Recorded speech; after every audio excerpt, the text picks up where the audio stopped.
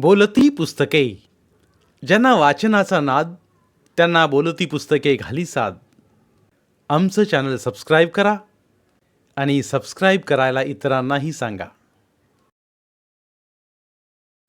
नमस्कार श्रोते मित्र हो. बोलती पुस्तके सादर करीत आहे लेखक श्री दशरथ गावडे लिखित कादंबरी फेरा, प्रकरण 13. पोरं अजून घरला यायला नाही. ती रातभर कुठे गेल्यात काय माहीत. रातभर डोळ्याला डोळा लागायला नाही माझ्या. शामरावाला पाहताच ती रडवेर तोंड करून काळजीच्या स्वरात बोलली. पोरं यायला नाहीत. कुठे गेल्यात ग ती? भीतीयुक्त आश्चर्यानं शामरावानं तिला विचारलं. काय माहीत बाई. त्या निर्व्याच्या आणि इजाच्या बी घराला जाऊन त्यासनी हुडकून आलो, खरं त्यांच्या बी घराकडे जायला नाहीत.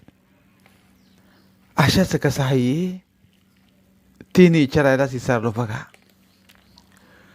पोरगी पाटला 4च्या सुमाराला शुद्धीवर आली. लकवा मारला ग पोरीला. उजवं अंगच गेलं तिचं. बाब्या भावीत बुडला म्हणून त्या इजानं सांगितला धक्काच तिला सहन व्हायला नाही बघ. ते ऐकून ती बेसूद होऊन पडली. तवाच तिला लकवा मारला होता वाटलंय. अरे देवा देवा देवा, आता काय करायचं? पुढं कसं व्हायचं तिचं? शांता कपाळाला हात लावत बोलली. बघूया आता, डॉक्टरांचं प्रयत्न चालूच आहेत. आई भागूबाई, पोरीला बरं वाटू दे आणि आमची पोरं बी घरला परत येऊ दे ग बाई. असं म्हणत शांतानं उभ्या जागीच ग्रामदेवीला हात जोडले. हॉस्पिटलला जेवण घेऊन जाईपर्यंत गल्लीतल्या आणि गावातल्या सगळ्यांच्या घरात तरी पोरांना हुडकून यावं असा शामरावानं विचार केला व तांब्यातनं पाणी घेऊन तोंड धुवायला परड्यात गेला. तोंड धुवून आल्यावर शांतानं त्याला चहा दिला.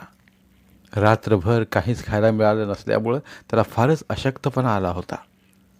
पण आता हा चहा प्यायल्यावर त्याला काहीसं बरं वाटलं.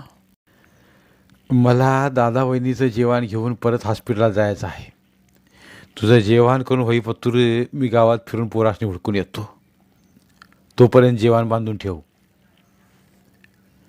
चहा पिता पिता त्यानं शांताला असं सांगितलं व चहा पिऊन झाल्यावर तो गडबडनं घरातनं बाहेर पडला. श्रीपती, नारायण, गंगाराम आणि तुकाराम या सर्वांच्या घरात जाऊन शामरावानं आशाची आणि पोरं घराकडे आली नसल्याची बातमी सांगितली. सगळ्यांनाच फार वाईट वाटलं.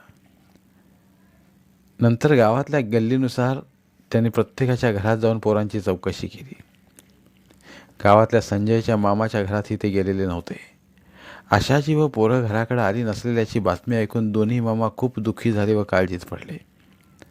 परगावची पोरं पण आमच्या गावच्या शाळेत शिकायला येतात. त्यांच्या कुणाच्या तरी घरात कदाचित ते गेल्या असतील असं शामरावाला वाटलं. हॉस्पिटलला जाऊन जेवण देऊन आल्यावर ज्या ज्या गावची पोरं आमच्या गावच्या शाळेत शिकायला येतात त्या त्या गावात जाऊन पोरांना हुडकून यायचं असा त्यानं विचार केला. हा विचार सहकाऱ्यांना बोलून दाखवला. सगळे तयार झाले. आम्ही पण आशाला बघायला येतो असं शामरावाला सांगून ते न्याहारी करण्यासाठी आपापल्या घरी गेले. त्यानं लवकर या असं सांगून शामराव घरी परत आला. पोरं कुणाच्याच घरात सापडली नाहीत असं समजल्यावर शांता पुन्हा काळजीत पडली. हॉस्पिटलात जाऊन जेवण देऊन आल्यावर शेताकडे आणि आजूबाजूच्या गावात जाऊन पोरांनी हुडकून येतो असं सांगून त्यानं शांताला धीर दिला. तिच्या माहेरी जाऊन हुडकून येण्यास तिनं सुचवलं. तिनं असं सुचवल्यामुळं शामरावाला एक आशेचा किरण दिसला. तिकडेही जाऊन पोरांना हुडकून येतो असं तिला सांगितलं. शांतानं एका पिशवीत जेवणाचे डबे, ताटल्या, तांबे आणि वाटकं घालून ठेवलं होतं.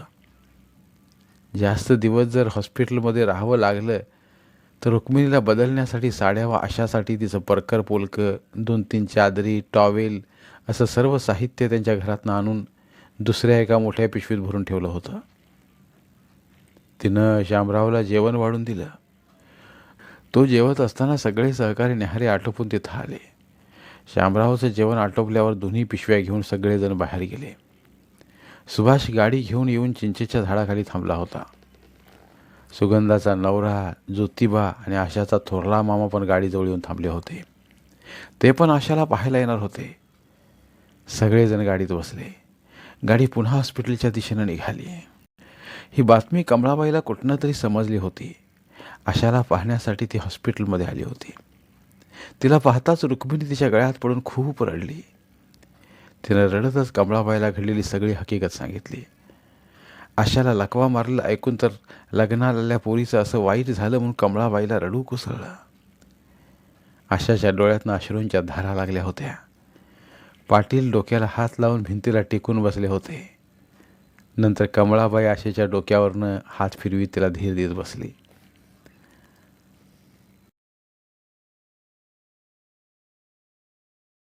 अक्का, तू कवा आलीस? हॉस्पिटलमध्ये पोचल्यावर तिथं आपल्या अक्काला पाहून शामरावनं गदगद स्वरात असं विचारलं. मगाशी चालू या बाबा, कमळाबाईनं दाटलेल्या आवाजात त्याला सांगितलं. दादाच्या बदल्यात कलमीच तुझ्या गावाला आलो असतो तर लई बरं झालं असतं बघ. दादा गावात हाय म्हटल्यावर त्याला भिवून पोरं पोवायला तरी गेली नसती आणि ह्यो प्रसंग बी आला नसता आमच्यावर. भाई बाबा, आत्ता असं म्हणून त्याचा काय उपयोग? येळच आली होती म्हणायची हेवा ती. तुम्ही तरी त्याला काय करणार? सलाईन लावल्या अवस्थेत आशाला कॉटवर पडलेली पाहून सहकार्यानं व तिच्या मामाला फार वाईट वाटलं. भावाला पाहून रुक्मिणी जास्तच रडू लागली. त्यानं तिला आधार देत समजावलं. शामरावनं दोन्ही पिशव्या रुक्मिणीकडे दिल्या. नंतर तो आशाजवळ गेला व तिच्या डोक्यावरून हात फिरवत,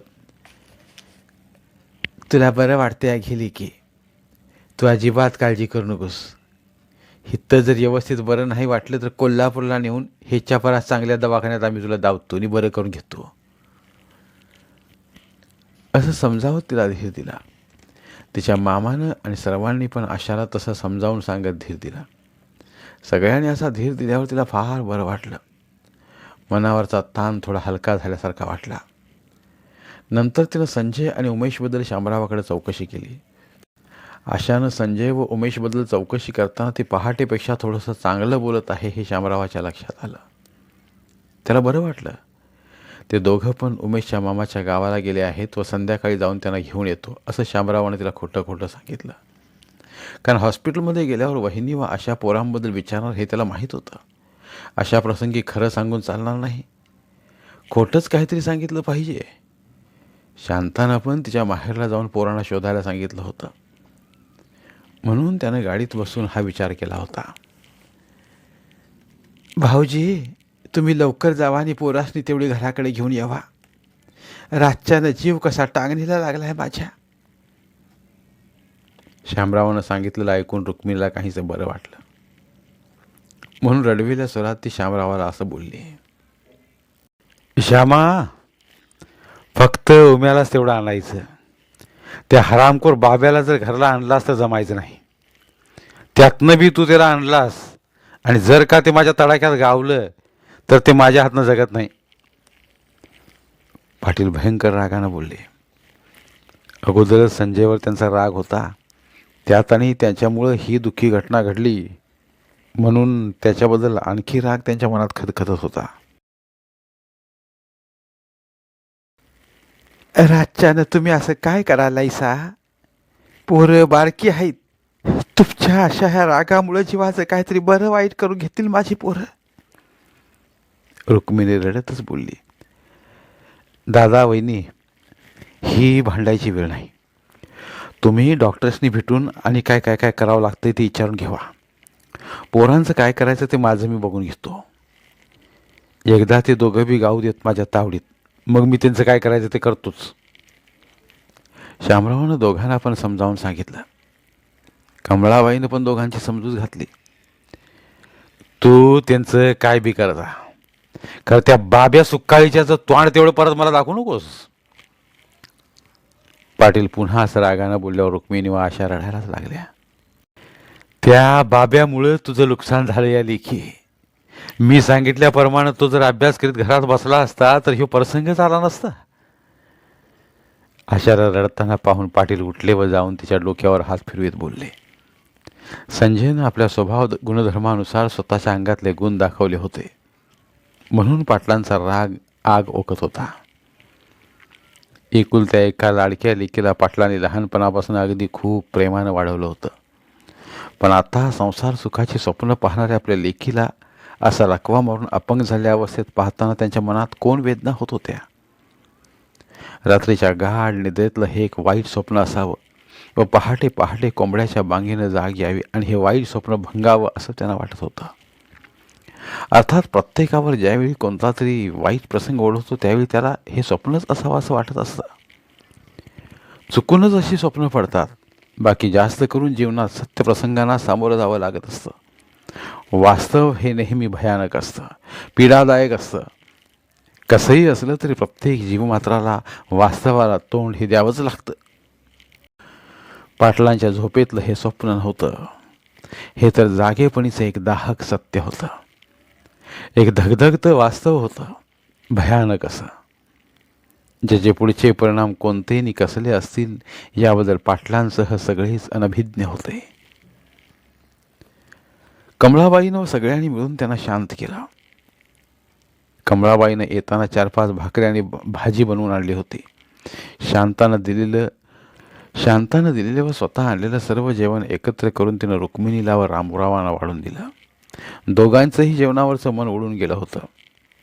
ते जेवण नको म्हणत होते, तरी पण तिनं दोघांनाही बळणच जेवण्यास भाग पाडलं. या दुःखी घटनेमुळं त्यांना जेवण कडू लागत होतं.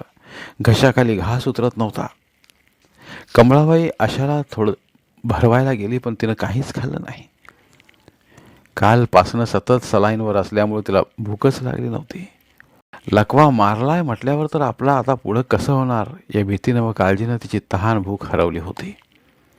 मनातनं ती खचून गेली होती. दोघांनी थोडं थोडं खाल्ल्यावर कालपासनं जनावरांची फारच आबाळ झाली आहे व त्यांच्या वैरण पाण्याची सोय करतो असं सांगून शामराव परत गावाकडे जाण्यासाठी निघाला. रुक्मिणीनं जेवणाचे डबे पिशवीत घालून शामरावकडे दिले. ताटल्या, वाटकं आणि तांबे तिथंच ठेवून दिले. सर्व प्रकारची सहानुभूती व आधार व्यक्त करून सर्वजण गावाकडे जायला निघाले. कमळाबाईचं गाव वाटेतच लागत असल्यामुळे तिला पण गाडीतनं आपल्या गावाला परत जायला पाटलांनी सांगितलं. जाता जाता तिनं परत एकदा आशाच्या डोक्यावरनं प्रेमानं हात फिरवला. तिची काळजी घ्यायला सांगून तिनं त्यांचा निरोप घेतला व सर्वजण सुभाषच्या गाडीत बसले. गाडी पुन्हा गावच्या दिशेनं धावू लागली.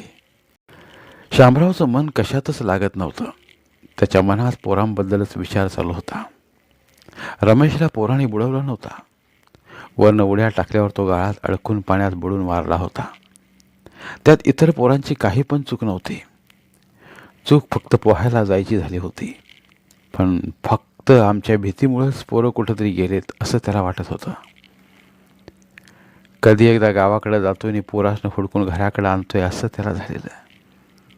बापाचं हृदय त्याला अस्वस्थ करीत होतं. गाडी घरासमोर जाऊन थांबल्यावर सगळेजण गाडीतनं उतरले. मामा व ज्योतिबा आपापल्या घरी गेले. सहकारी शामरावबरोबरच थांबले. रात्रीचं जेवण घेऊन परत हॉस्पिटलला जायचं आहे असं शामरावानं सुभाषला सांगितलं. ठीक आहे असं म्हणून सुभाष आपल्या घरी गेला. हॉस्पिटलमध्ये रात्रभर जागल्यामुळं महादेव आता झोपला असेल म्हणून त्याला उठवायचं नाही असं ठरलं. शामरावच्या डोळ्यात पण रात्रीची झोप होती, पण आता हा नाईलाज होता. सगळेजण घरात गेले. त्यानं शांताकडे पोरांची चौकशी केली, पण ते आलेले नव्हते. त्याच काळजीत ती पण बसली होती. म्हातारी शारूबाई तिला आधार देत तिच्याजवळ येऊन बसली होती. या क्षणी तिचाच तिला मोठा आधार वाटत होता. पोरांना हुडकायला तिच्या माहेरी शेताकडे व आजूबाजूच्या गावांना जातोय असं शामरावानं तिला सांगितलं. सर्वांना घेऊन तो शेताच्या वाटेला लागला. रात्रभर जागल्यामुळे शांताचे डोळे लाल भडक झाले होते. तिला थोडी झोप काढायला सांगून शारूबाई उठून गेली. पोरांना नक्कीच हुडकून आणतील या आशेवर शांता आडवी झाली. शेतात पोचल्यावर सर्वांनी संजयच्या व उमेशच्या नावानं मोठ्यानं हाका मारल्या. वातावरणात शांतता भरून होती. त्यांच्या हाकांच्या आवाजामुळे शेतातल्या शांत वातावरणात झाडांच्या फांद्यावर बसली पाखरं चिवचिवाट करीत फडफडत उडून जाऊ लागली. सर्वजण जेवढ्या मोठ्यानं हाका मारतील तेवढ्या तीव्रतेनं त्या हाकांचे प्रतिनिधी वातावरणात उमटू लागले. पण काहीच उपयोग झाला नाही. शेतात काम करणाऱ्या शेतकऱ्यांना त्याने त्यांच्याबद्दल विचारलं. दळवी शेतातल्या घण्यापासनं जिथं जिथं दुसऱ्या ठिकाणी घन चालू होते तिथं तिथं जाऊन तिथल्या सर्व लोकांना विचारलं, पण ते कोणालाच दिसले नव्हते. शेताची राखण करण्यासाठी ज्यांच्या कुणाच्या शेतामध्ये खोपी होत्या तिथं जाऊन त्यांनी पाहिलं. कामताच्या शेतातल्या संबा पाटलाच्या जुन्या घरात सुद्धा जाऊन पाहिलं, पण ते तिथंही नव्हते.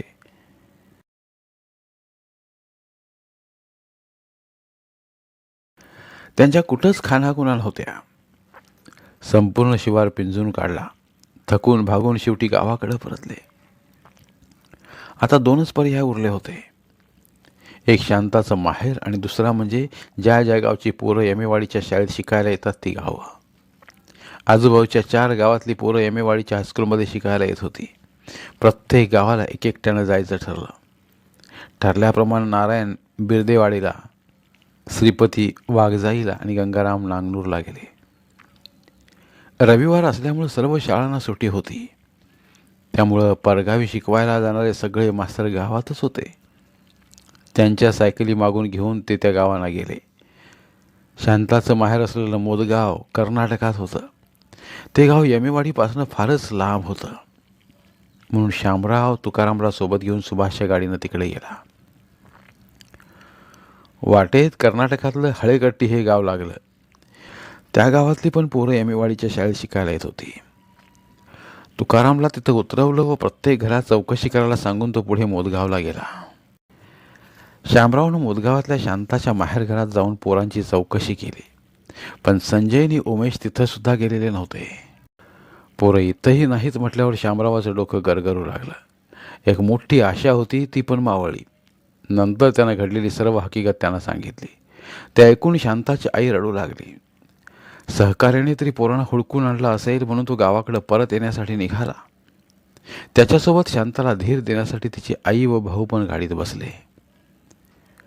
परत येताना वाटेत हळीकट्टी गावातला थांबून तुकारामला गाडीत बसून घेतलं.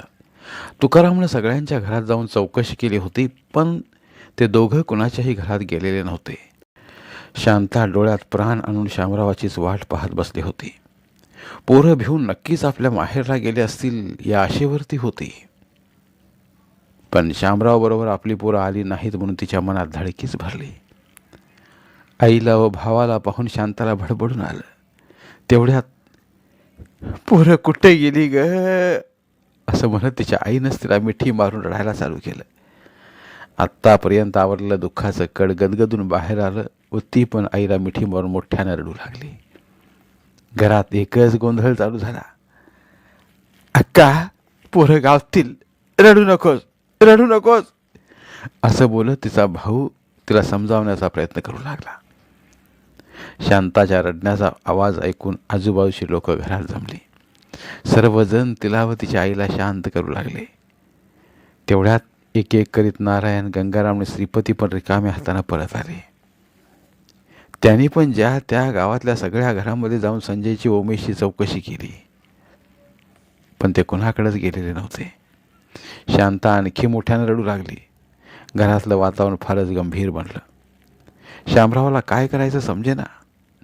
तो भांबावून गेला व डोक्याला हात लावून भाताच्या तट्ट्याला टेकून बसला. सगळे सहकारीही त्याच्या बाजूला बसले. एवढी सगळी शेतं पालथी घातली, सगळ्या गावात जाऊन हुडकलं तरी बी पोरं गावायला नाहीत. मग ती गेली कुठं म्हणायची. शामराव चिंताग्रस्त होऊन बोलला. काय बोलायचं कुणालाच कळत नव्हतं. सगळेजण गप्प बसून राहिले. वहिनीनं पोरांबद्दल विचारलं तर तिला काय सांगायचं या विचारात तो आता पडला. शांता रडतच होती. दिवसभर झोप काढून तिथं संगीता व सुनीता आल्या. महादेव गुरव पण आला. सर्वांनी खूप वेळ शांताला व तिच्या आईला समजावून सांगितलं. पोरं सापडतील या आशेवर शांतानं रडू आवरलं. तिची आई पण शांत झाली. धन्यवाद. उर्वरित कादंबरी पुढील भागात.